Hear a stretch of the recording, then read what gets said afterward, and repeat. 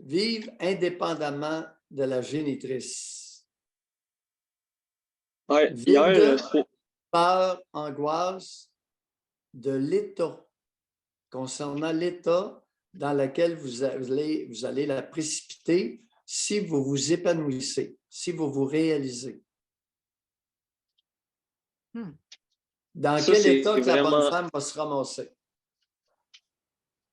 c'est Allez-y, vraiment vrai, dans le fond. lâchez-vous là-dessus. Dans quel Mais état? c'est juste... Oui. Ben, c'est juste vrai, je pense. J'ai vraiment comme... J'ai toujours peur d'une réaction. C'est toujours, j'ai peur de ce que ça va créer ou de... Monsieur Ouais, Alexis, le pire état dans lequel elle peut se ramasser. Allez-y, lâchez-vous. C'est le temps. je pense qu'elle pourrait se tuer. Vous avez entendu les auditeurs? Ça ne vient pas de moi, là. Elle pourrait se Puis suicider. mon grand-père souvent me disait quand j'étais jeune, ah, moi, si j'arrive à 80, là, puis je peux plus travailler, je vais me crisser 2 balles dans la tête.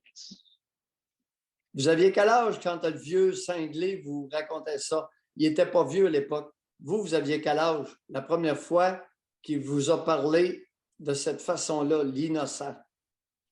12-13. C'est épouvantable. José, il y a une maudite gang de tarés dans notre nation. Ça se peut pas. Vieux Christ d'imbécile. Moi, si j'arrive à cet âge-là, on va me crisser 2 balles dans la tête. Le petit garçon, il a 12 ans. C'est même pas un adolescent encore. Vous éjaculiez même pas à 12 ans. Vous avez commencé à éjaculer à quel âge? 13, 14, 13, 14? 12. 12. T'en bête dessus. Maudit vieil innocent. Ça, c'est le père de votre mère, ça? Ouais, il y a de descendance, il y a du Liban puis il y a du Québécois là-dedans, là. Puis Peu il est importe. un peu, il est craqué, il est un peu craqué, le bonhomme. Oh, oui, il était un peu cinglé. Peu importe ses ascendants biologiques, il est cinglé. Ouais. C'est épouvantable. Et là, je comprends. Puis ce qui arrive, c'est que je vois ça tellement souvent, José.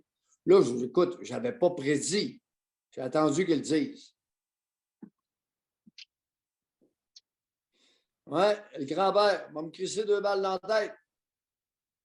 Ouais, c'est comme si, selon lui, là, à 80, la vie vaut plus la peine d'être vécue s'il ne peut plus travailler. Ça veut dire qu'il n'y a rien d'autre. Ben, ça dépend dans quel état il va être. Le vieil innocent, il ne sait pas. Maudit Non. cabochon. Mais je sais que ma mère, elle pourrait aller jusqu'à se tuer, peut-être. C'est ce que j'ai peur.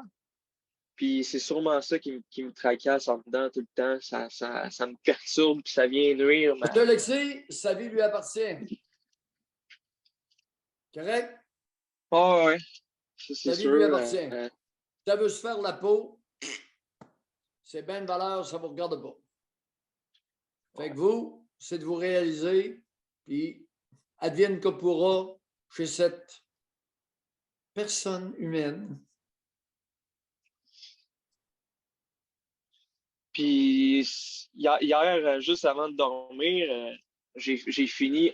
Hier, j'ai travaillé comme 8 heures non-stop sur un projet. Puis juste avant de Oui. dormir, après d'avoir fini le projet est vraiment bon, mais c'est là que j'ai eu comme une tristesse.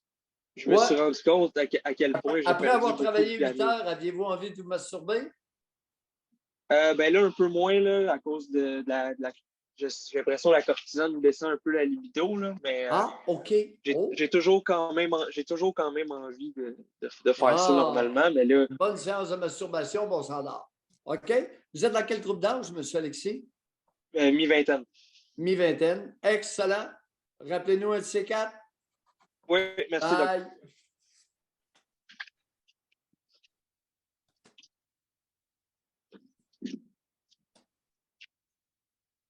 José, c'est épouvantable d'entendre ça. Là, il n'y a pas seulement des mères, là.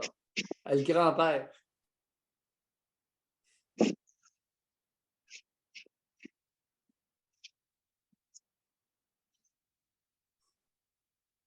Bon, moi, j'ai un petit problème ici, là. Je pense que c'est OK. vraiment mon ordinateur le problème.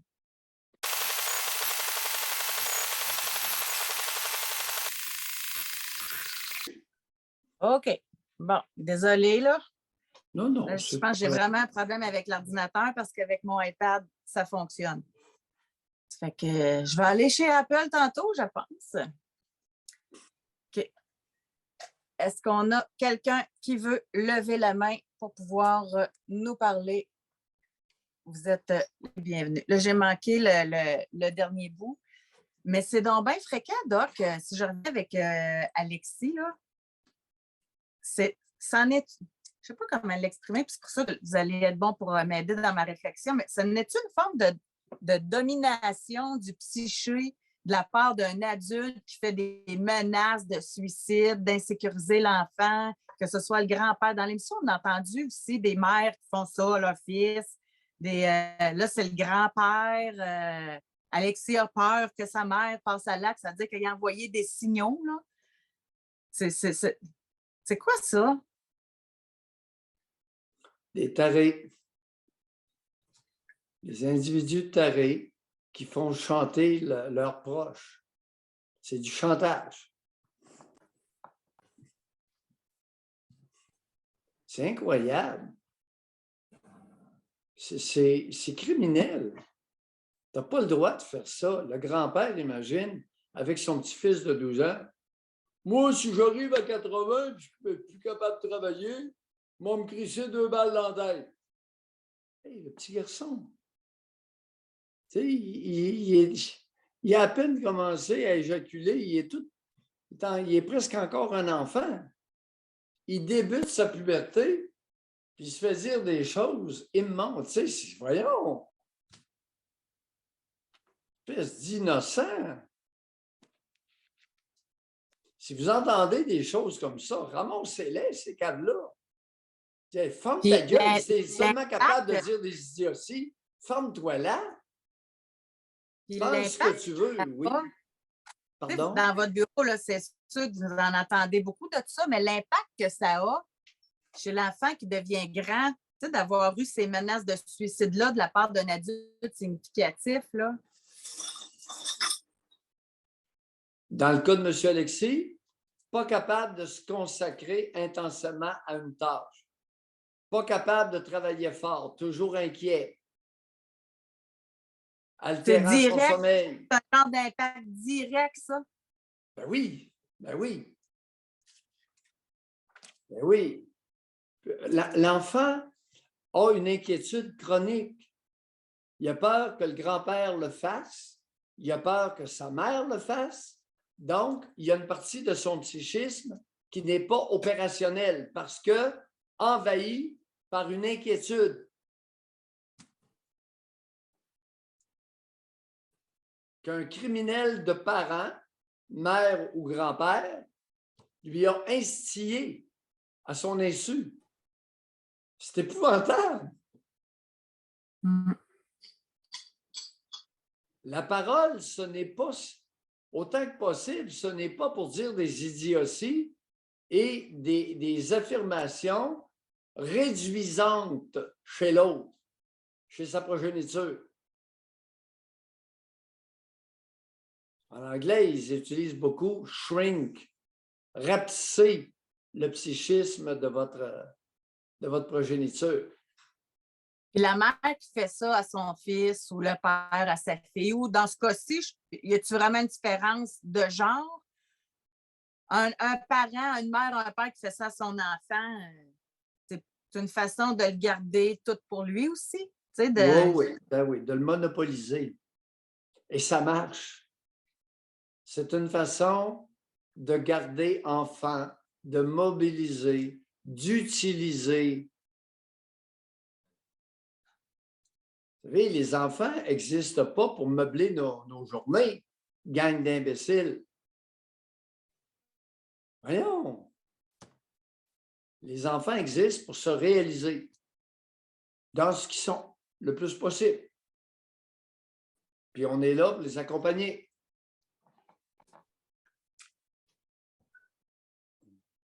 Pas beaucoup qui font ça, là. à des degrés différents. Donc, ça ne me tente pas d'aller là, mais Ah, ben tu sais, donc. quand on regarde les sources d'anxiété chez les jeunes, ça a-t-il déjà été fait, la corrélation entre les jeunes anxiétés et toutes les mères qui prennent des antidépresseurs? Eh oui. Ça n'a jamais été fait, mais tu as une très bonne question. À Parce ce que que je si ça sache, ça n'a jamais été s'écrit fait. comme ça, là, une mère en déprime ou une mère suicidaire, tu sais, ça doit être très insécurisant pour un enfant. Hein. Ça doit être anxiogène. Ça l'est. Et ce que je vois régulièrement, ce sont des adultes qui vont utiliser leurs petites émotions pour bouleverser l'enfant et l'asservir. Le père, qui a été floché par la mère, il est séparé. Et là, il y a sa grande avec lui, puis il lui raconte tout, puis il pleure. Écoute, les hommes qui pleurent, là, je ne sais pas pourquoi, mais ça frappe fort. Comment se fait-il qu'il y a un double standard là-dessus?